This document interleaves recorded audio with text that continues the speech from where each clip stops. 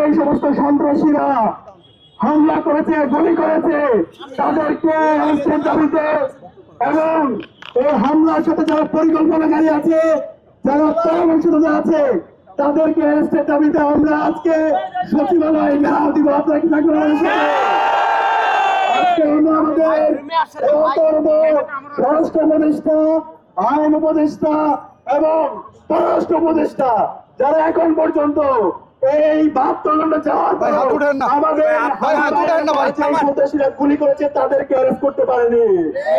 আজকে আমরা তাদের কাছে সুস্পষ্ট আমরা দাবি জানাবো কত সময়ের মধ্যে তারা অ্যারেস্ট করবে। আমরা একটু সময় বেঁধে দিব।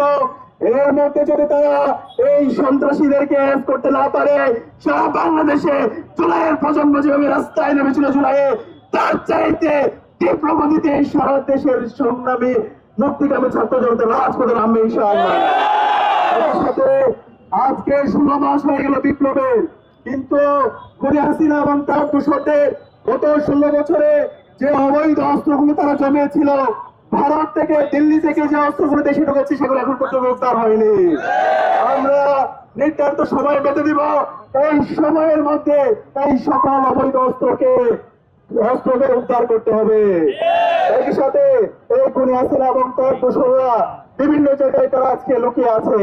তারা মিডিয়ায় বসে ষড়যন্ত্র করছে, তারা সচিবালয়ে বসে ষড়যন্ত্র করছে, তারা বিশ্ববিদ্যালয়ে ষড়যন্ত্র করছে, তারা টকশোর মাধ্যমে আবার এই খুনি হাসিনাকে প্রাসঙ্গিক করার চেষ্টা করছে।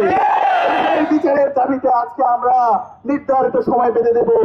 এর মধ্যে যদি এই সমস্ত ফ্যাসিস্টদেরকে, খুনি হাসিনা এবং তার দোসরদেরকে অ্যারেস্ট করা না হয়, তাহলে বাংলাদেশের মুক্তিকামী ছাত্র জনতা তীব্র আন্দোলনের মাধ্যমে এই অন্তর্বর্তীকালীন সরকারের বিরুদ্ধে আন্দোলন গড়ে তুলবে। একই সাথে আমরা আজকে 16 মাস পরে খুনি হাসিনার রায় হয়েছে। রায় হওয়ার পরে আজকে এই দিল্লির যারা দালালরা আছে তারা এই খুনি হাসিনার পক্ষে জনমত পালন করছে।